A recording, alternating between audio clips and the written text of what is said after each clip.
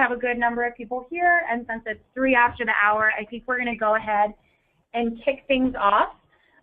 So my name is Jordan Garner, and I work at Trustpilot, and we're so excited to be bringing this to you today with StorageMart, our partner, entitled How to Succeed in Local and Global Search. So we're going to go over some great information today. Our panelists today that we are featuring, we're so lucky to be joined by Sarah Little. She's the Director of Marketing at StorageMart, and also our very own Eric Ratner, who's our Customer Success Team Lead here at Trustpilot. Feel free to follow them on the social medias. During the course of the webinar, just to keep things moving, since we are trying to keep this to 30 minutes, we are not going to take questions. So if you do have any questions that come up during the webinar, please type them in to the chat as part of GoToWebinar. We will answer any questions as we go that we can answer just via chat. And then if we have time, if time allows at the end of the webinar, we will answer any of the questions at that point. And anything we don't get to address, we will follow up with you via email because we do want to make sure any and all questions are answered. So again, thank you so much, and we'll go ahead and kick it over to Eric, who will talk to introduce a little bit about Trustpilot. Yeah, thanks, Jordan. Appreciate the introduction. Just to give you a little high-level overview of Trustpilot, we were launched in 2007 in Copenhagen. We have about 17 million online reviews for 120,000 businesses in about 65 different countries here. Something pretty interesting here is that we're actually the largest global online review community, and our widgets, which are featured on our Trustpilot partner sites, actually have over 1 billion impressions per month. You'll see some of the number up there, 750. We actually just surpassed 1 billion pretty recently. So we're spreading that third-party validation of reviews, really to the world. Sarah, do you want to give us a little bit of information on StorageMart? Great.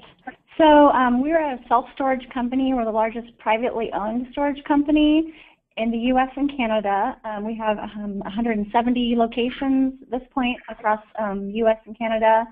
And we are a big brand in that we have a lot of stores spread out across the continent, but we're still a very local company in that our customers rent space. They live or work within 3 to 5 miles of our businesses at any given location. So we face a unique challenge in that we're a big brand, but we also have local search, local customers. Thanks. Just to get into the agenda for today, we're going to go over some of StorageMart's challenges. Sarah's going to get into some detail here about some of the redesign that they've done on their website from both a branding standpoint as well as from a navigational and structure standpoint. Sarah's going to dive into a bit more on some of those local search factors that we always hear about, on-page optimization, local link signals, some really interesting elements about Google My Business rather, and some external local signals. Then we'll dive into more of the global search factors, get into how reviews play, into the global factors as well as social signals. We'll have Sarah kick it off here. So as I mentioned, we are a big brand with multiple locations, with local businesses, so we really have to think locally when it comes to search because a lot of our traffic comes from maps or people are searching very local keywords, for example, maybe their zip code or even their city name. So we began by taking a look. As Eric mentioned, we launched a new website in July of 2015, and one of the first places we started was with some on-page optimization as far as the content on our pages and also the structure of our website. So here is a quick diagram of the gray area here would be an example of our URL structure previous to the launch, and then this orange diagram represents the outline of our structure now post-launch. You can see that previously we had a domain, we had a US subdomain, we had a Canadian subdomain, we had a mobile website, and then under any given of those we had state or province pages, metro pages, store pages. So since we're a very local business, the most relevant landing page to a consumer is going to be our local store page. So your store, within that 3 to 5 mile radius is really where we want you to land on our website, not necessarily the home page and definitely not the state or metro page even sometimes.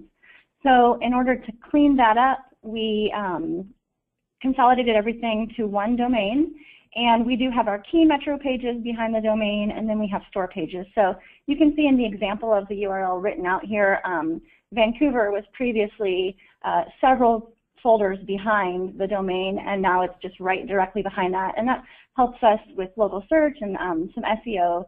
And then diving in farther and looking at the on-page optimization as far as content that the consumer sees, as well as the markup on our website.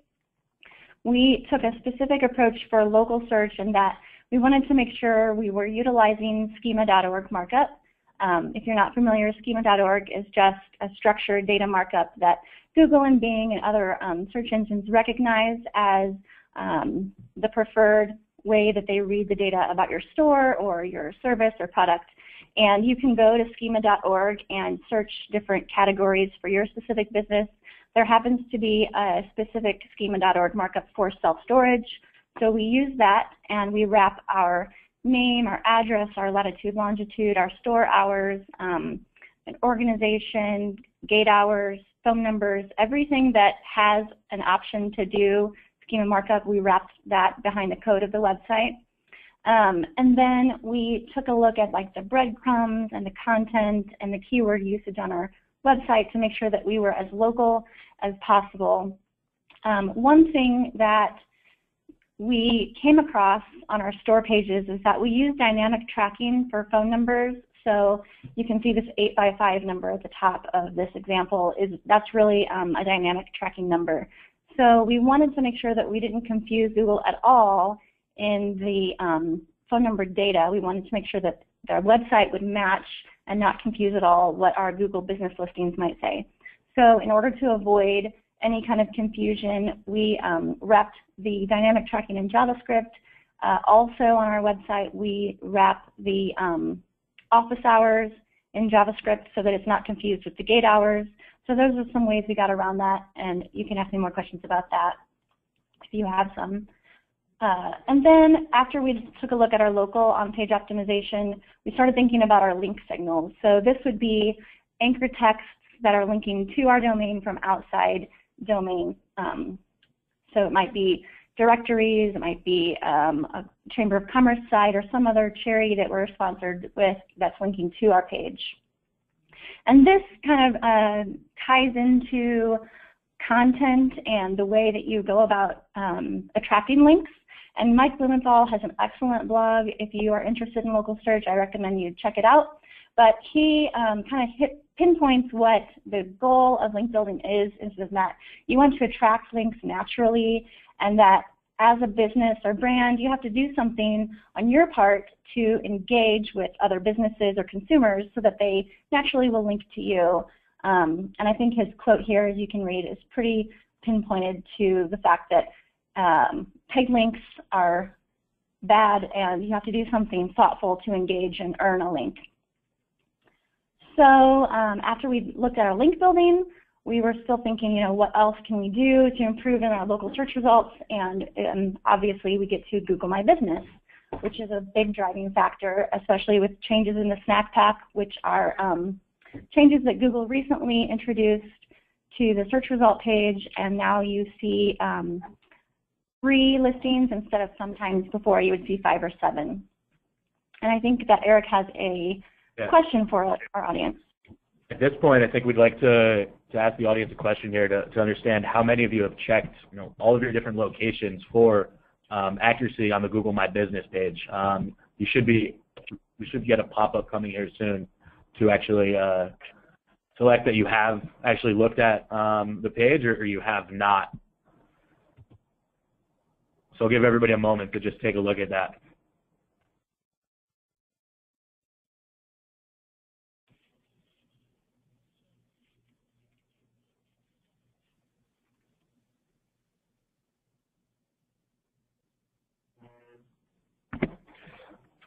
So we have the data over here on our end. I think it's no surprise, Sarah, to that most people have not taken a look or have taken a look at it. But we'll let you continue on here, looking at kind of the differences in the actual pages that you've seen. Great. So when you're looking at your Google My Business, we have to look at Google My Business listings, and then outside of that, everywhere else across the web, from your website itself to even the other directories or yellow pages or Yahoo listings that you might be listed in.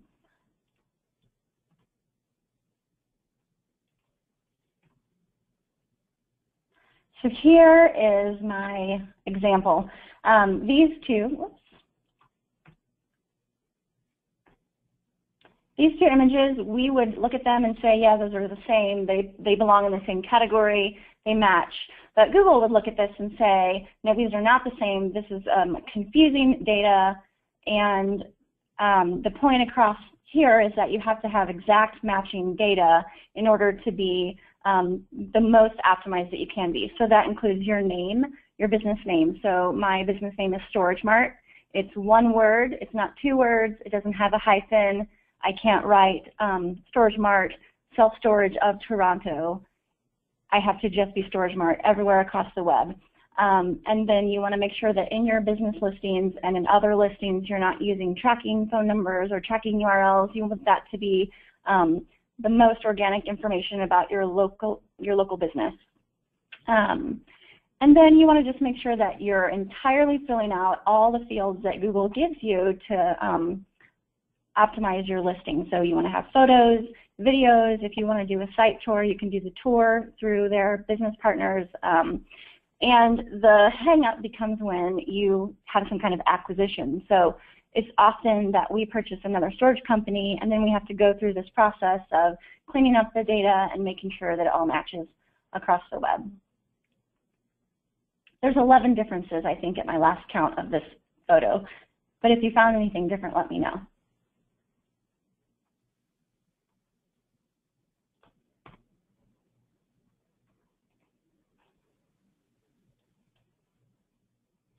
So after we clean up our listing data, we go to external local signals. And those are going to be data of other people mentioning your business name. And in general, we call this unstructured data. So it might be, for example, someone you sponsor says, thank you, StorageMart, for sponsoring me, or thank you, XYZ business, and this is all going to be not necessarily a link to your website, but it does have an impact as far as how many local sites are mentioning you by brand name. So if you can have a local blogger, if you're the local pizza place, you could be on a food blog and they might mention you, they might not necessarily link to you. And David Mim is an expert in local search. He also mentioned that unstructured data or other sites that mention you by name without necessarily linking to you are going to be kind of the differentiator between all things being equal, who gets to show up in that snack pack results. And there's only 3 listings, 3 opportunities, so it's going to be a pretty competitive game. Also, local search can be really impacted by reviews, and we've done a few things on our website to kind of impact the way that customers click and link to us.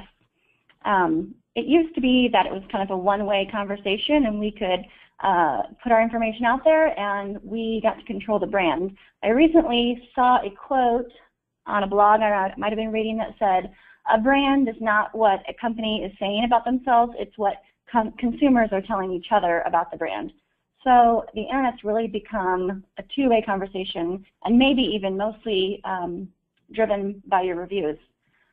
There is an impact on the way reviews and stars in your display impact and improve your conversion rates.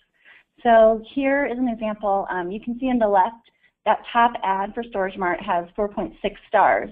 So this is one way we've implemented Trustpilot to connect with our Google AdWords, because Trustpilot is a Google trusted partner for reviews, so we're able to display star ratings in our advertising, paid advertising, and that is one way to catch someone's eye and increase the click-through rate. And we've also used the schema markup for reviews on our website.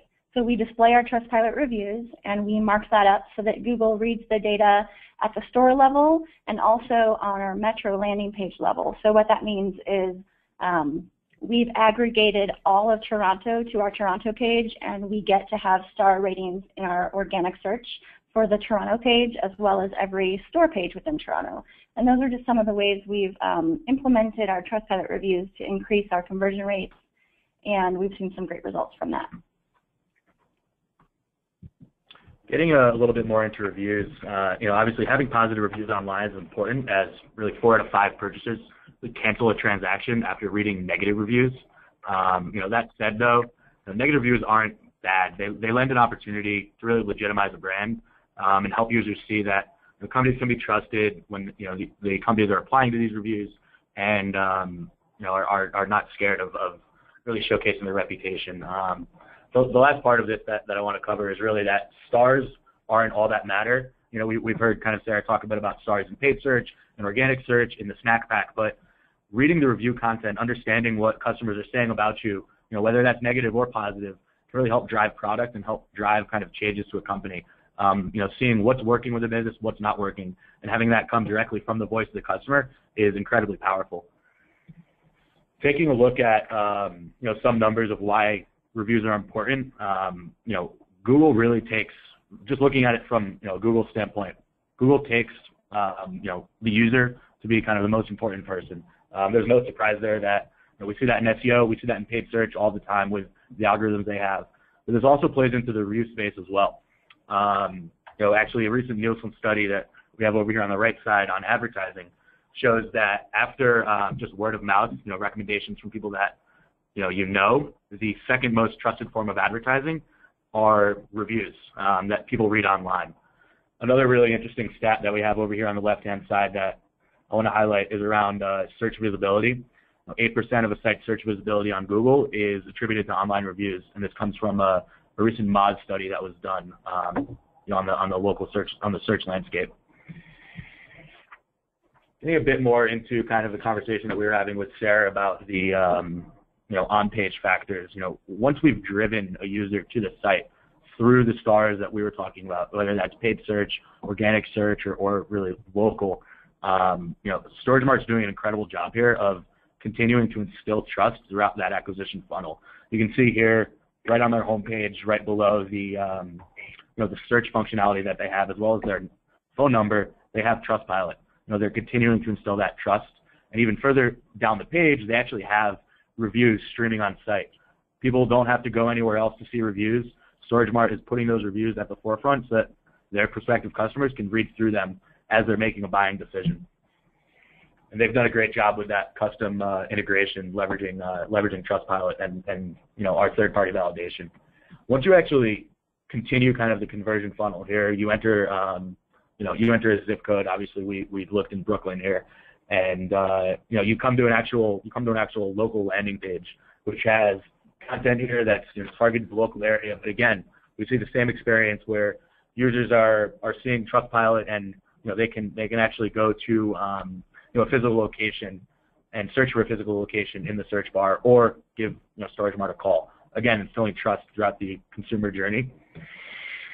Once we actually get to a landing page, as Sarah mentioned, they're also collecting reviews at the location level, at the facility level. So we see the reviews here, and these reviews actually, again, they mark them up with schema.org.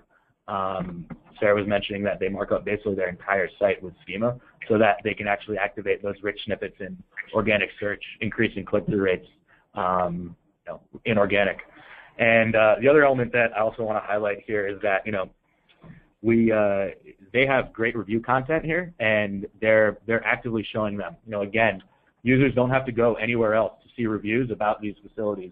They can see them right on site within the buying funnel. Taking kind of this theme to social channels, StorageMart's done a really great job actually featuring Trustpilot on their cover photo on their Facebook page, which further instills trust throughout any kind of network that social network that user goes to. And furthermore, they've actually activated our Trustpilot Facebook tab, where they constantly have reviews funneling in just dynamically as they come in. They come to that, they are fed into that Facebook tab that's activated on their page. And kind of bringing this full circle to some of the things I was saying earlier about just the review content. StorageMart's done a great job collecting reviews. They've actually surpassed 3,000 reviews at this point. They have tons of great content on there. But as you can see, the reviews that they've collected with Trustpilot are extensive. People are providing, really in-depth feedback. This is directly from the customer.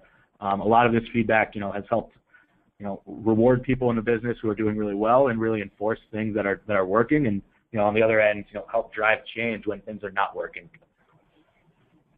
Just to kind of wrap this up on the review side of things, Trustpilot is really helping StorageMart grow. We've talked about, they're building the reputation online by working with us, activating the seller ratings extension, using reviews on site as well as helping in organic search. And we've helped them collect that feedback and understand the customers. They drive traffic through those channels that I talked about, paid and organic search, getting more visitors to their site. And once they get those visitors to the site, they see the third-party validated reviews that help increase their conversion rates, help drive leads and drive calls so that they can ultimately make more money. Finally, they're listening to their feedback.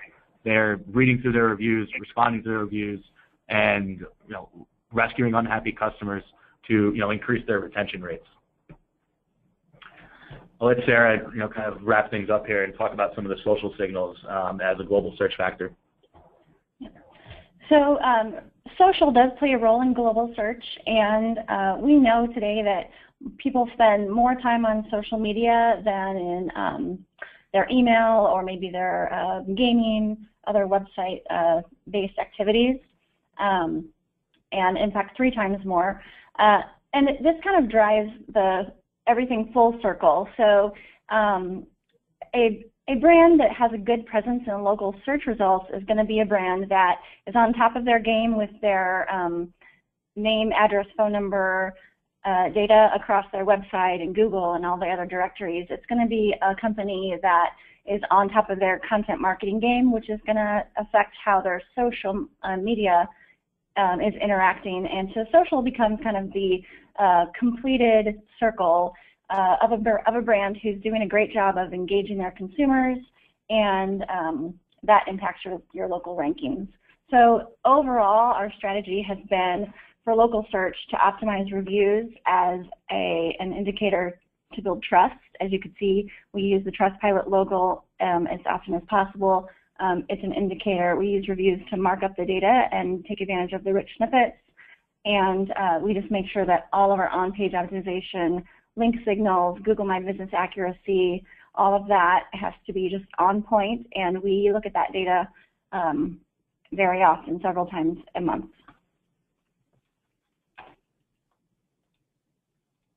Great. Well, thank you so much, Sarah, and thank you, Eric. That was super informative, and thanks everyone for attending. We do have just 3 minutes left, so I will ask a few questions if we have time. The first one around some of the local search and local tasks around the Google My Business accuracy, Sarah, that you were speaking to. The question is any of this handled by the location personnel, the people that work at the actual individual location, or is all of that handled at the brand corporate level? We do all of ours from our corporate level, and we use an agency to manage all of that. We've tried it in-house as well, but it's really just a very tedious and time-consuming job that we think is better outsourced. So we manage the relationships very closely. We talk with our agency once a week about our local search, and we manage all of that corporate. Awesome. Thank you, Sarah. Another one for you that just came in. How does the different JavaScripts that you're adding, I'm assuming related to some of the local pages, affect the dynamic phone numbers that you're showing? Can you elaborate more on this? Sure. So the JavaScript just makes that phone number, it's hidden. Google doesn't see the number as a phone number. So we use schema.org again to wrap up the local phone number. So Google sees the source code of our website and reads just the one local phone number. They don't read the JavaScript where we have the dynamic tracking wrapped into. Gotcha. Thank you. And I can speak to having used schema.org before and not have been a very technical person, what's helped me the most is just looking at examples of people's sites, looking at their page source code, and kind of cheating that way because it's pretty much formulaic in the way you use it. So grabbing it from somebody that knows what they're doing is a good way to cheat a little bit there. And one final question, which is, I know we talked a lot about reviews coming in for both local locations and also on the global level. The question was, are those reviews just coming in on their own, or do you guys ask for the reviews, and if so, how? We made a large point of asking for reviews at the beginning of 2015, and not just Trustpilot. We targeted Google reviews specifically also. So we began an email marketing campaign, and 3 days after you rent a storage unit, you receive an email that invites you to review us. And we mentioned that we will donate $15 to a local charity for every review. So good or bad review, we donate $15. And so that's been a good motivator for people to do the review, and largely we've received great positive feedback.